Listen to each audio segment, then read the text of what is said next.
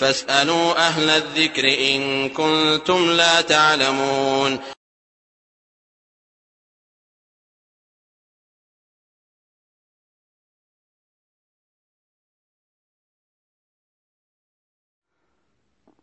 ওয়ালাইকুম আসসালাম রহমতুল্লাহি ওয়া বারাকাতুহু। লাস্টে রয়েছে 0490। ভাই, আপনি প্রশ্ন করেছেন, আমাদের সমাজে দেখা যায় যে মৃতের জানাজার সালাত আদায় করার পর কাফনের মুখমণ্ডলের অংশটুকু খুলে রাখা হয় এবং লোকজন সারিবদ্ধভাবে শেষ দেখা হিসাবে দেখে থাকে। এটা কতটুকু শরিয়া সম্মত? বলা যেতে পারে যে এখানে মানুষের আবেগ বিবেক কাজ করে, আবেগ তাড়িত হয়ে মানুষ এটা করে থাকে। আসলে নিয়ম হলো যে মৃত ব্যক্তি মারা যাওয়ার সাথে সাথে তার চেহারা সহ সারা শরীর আবৃত করে দিতে হয় বড় একটি চাদর দিয়ে।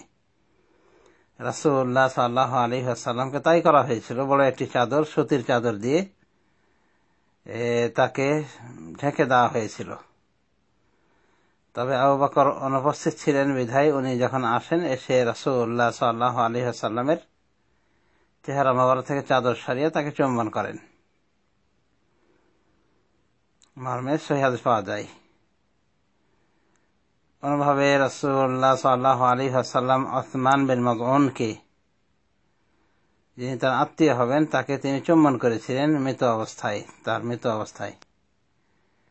তো এসব ঘটনা প্রবাহ থেকে প্রমাণ হয় যে যারা দেখেনি তারা মৃত ব্যক্তিকে দেখতে পারে, কিন্তু যারা দেখেছে তারা আবার দেখবে, আবার শেষ দেখার জন্য আবার মুখ খুলে দেওয়া হবে, এটা ঠিক নাই। মৃত মুখটা এভাবে বারবার দেখা ঠিক না। তবে এমন যদি হয় যে তার আত্মীয় স্বজন কেউ এখনো রয়ে গেছে, দেখতে পায়নি, দেখা হয়নি, তারা দেখতে বাকি, দেখতে পারে। এক কথা, যারা দেখেনি তাদের জন্য উন্মুক্ত করা যেতে পারে, কিন্তু উন্মুক্ত করে দেওয়াটা নিয়ম করে নেওয়া ঠিক না। যে শেষ দেখাটা দেখেনি, এটা মানুষ আবেগ তাড়িত হয়ে করে থাকে। এবার সুন্নাহ কিছু পাওয়া যায় না, সুন্নাতে কিছু পাওয়া যায় না। তবে এমন আচরণকে সুন্নাত মনে করলে বিদাত চর্চা করা হবে। আর যদি সেটাকে সুন্নাত মনে না করে এমনি করা হয়ে থাকে, তো ইনশাআল্লাহ এটা জায়েজের পর্যায়ে থাকবে, যেটা অনুচিত বিনা কারণে। আর এটা কোনো কারণ নয় যে শেষ দেখার জন্য মুখ খুলতে হবে। কারণ মৃত ব্যক্তিকে ঢেকে দেওয়াটাই বিধিসম্মত। যেমন একটু পূর্বে বলা হল যে রাসূলুল্লাহ সাল্লাল্লাহু আলাইহি ওয়াসাল্লামকে একটি বড় চাদর দিয়ে ঢেকে দেওয়া হয়েছিল, তার দেহ মোবারক, তার লাশকে ঢেকে রাখা হয়েছিল। তো এটাই নিয়ম যে ঢেকে দিতে হবে, এবং ঢেকে রাখাটাই হলো সুন্নাহ।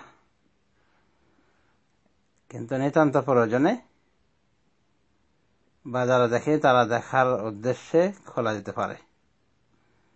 আশা করি বিষয়টা জায়েজের সীমানায় রয়েছে। তবে ওটাকে সুন্নাত মনে করলে ওটা হবে বিদাত। আশা করি বুঝতে পেরেছেন। ধন্যবাদ।